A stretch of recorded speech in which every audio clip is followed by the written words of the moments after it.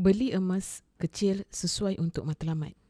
Emas untuk simpanan jangka panjang sebaiknya bermula dengan saiz 5 gram atau 1 dinar. Tapi, adakah simpan gold bar 1 gram dianggap rugi? Jawapannya tidak. Bezanya sama ada untung sikit atau untung banyak.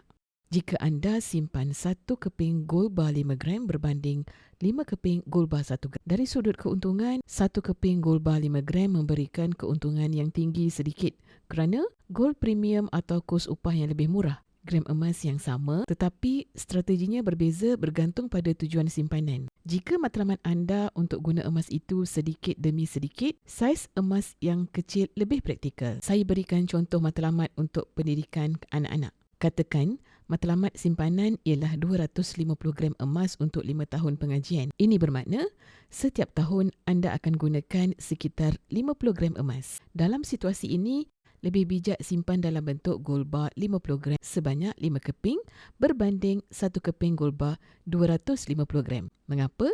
Kerana harga emas naik secara purata 10% setahun. Jika anda jual keseluruhan 250 gram sekaligus, anda akan kehilangan potensi keuntungan untuk tahun-tahun berikutnya. Tetapi, jika jual sedikit demi sedikit, anda masih dapat rasai kenaikan harga emas setiap kali menjual. Jadi, bukan soal besar atau kecil saiz emas, tetapi strategi dan tumpuan simpanan. Bagi yang berminat, untuk memulakan emas bersama Public Gold, anda boleh isi borang sign up untuk saya bantu anda daftar sebagai ahli dan bimbing anda dalam cara-cara dan langkah-langkah simpanan emas yang terbaik untuk anda.